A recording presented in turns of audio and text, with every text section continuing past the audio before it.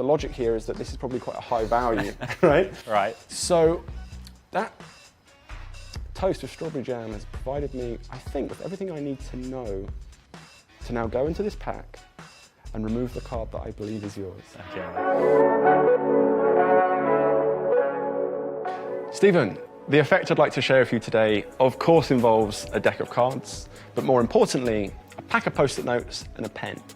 Because in a moment, I'm going to write down a card on these notes, and then I'll stick it to your head. Okay. Is that all right? That's fine. Okay, so the card I'll go for, let me choose one. Yeah, I'll go for this one. I'm going to write it down, and then if you could close your eyes for me, I'm going to stick this to your head. I'll make sure this is nice and firmly down so it doesn't drop off. And then what I'd like to do is just to open your eyes, and at this point, look up and try and see the note. Can you? No, I can't see it at all. Do you know why? Why? It's impossible. You can't.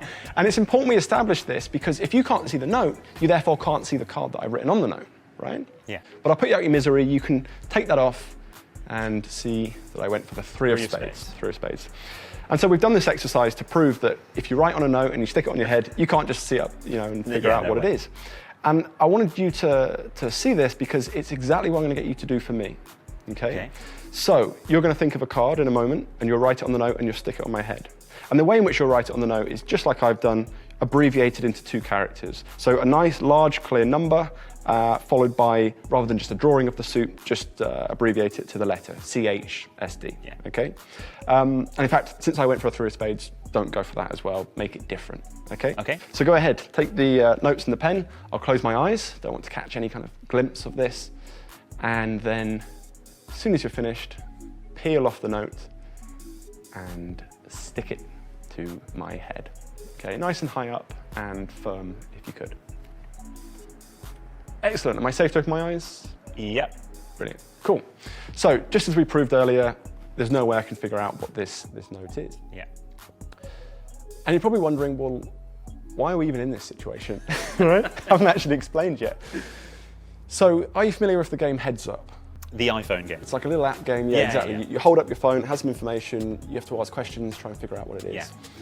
So I was wondering, could you play this as a kind of playing card version? Okay. And there isn't an app for that, so that's why we're using Post-it notes. And it also occurred to me that if I'm doing this within a kind of magical context, then for me to just ask 5 or 6 questions and correctly divine the card, you would just argue, well, that's possible. Bit too easy. It's not very impossible, it's not very impressive and amazing and magical, which is what I'm going for. Similarly, if I ask you 3 or 4 questions, well, it's impressive, but it's not the best it can be.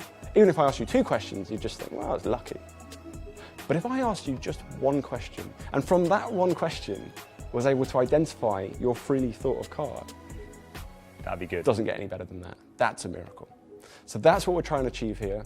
And therefore, this question I'm about to ask you has to be very carefully considered because your answer will have to provide me with all the necessary details. No pressure. Okay. The question, Stephen, is this. Okay, you get this right.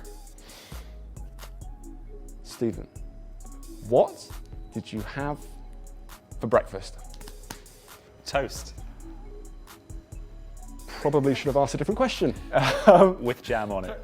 With jam? With jam. Oh, God, why didn't you say? Okay, so that's completely changed the course of my thoughts now. With jam. That is a game changer, Stephen, because straight out the gate now, I can probably hazard a guess that this is more than likely a red card, right? If we're dealing with strawberry jam, which I feel like we are. It's a red card, yeah. Okay, it's a red card. Yeah. Based on the belief that it is strawberry jam and strawberries being most kind of... Oh yeah, it's strawberry jam. It is strawberry jam. Then I would say this is probably going to be a heart versus a diamond. And in fact, I don't know if you know this, but it's very, very high in calories, strawberry jam. So this would indicate to me, the logic here is that this is probably quite a high value, right? Right. So that toast with strawberry jam has provided me, I think, with everything I need to know to now go into this pack and remove the card that I believe is yours. Okay. I think I've got it. I'll go for it. Right. I'll go for it. See what happens. Could be, I think most likely to be this one. God, I hope after all this I've got this right. All right, for the first time, I'm gonna have a look at what you wrote. Nice handwriting. Thank you. I don't think we need any further clarification here. This seems to be a 7 of hearts. Correct. Okay, Stephen, I can tell you it's very good news indeed. Because that piece of toast with strawberry jam correctly told me that the card I needed to remove for you was the 7 of hearts. Hey. Thank you so much for playing. That's insane. Thank you, Stephen. And you can keep this as a little memento. And thank you once again. That's fantastic. Thank you.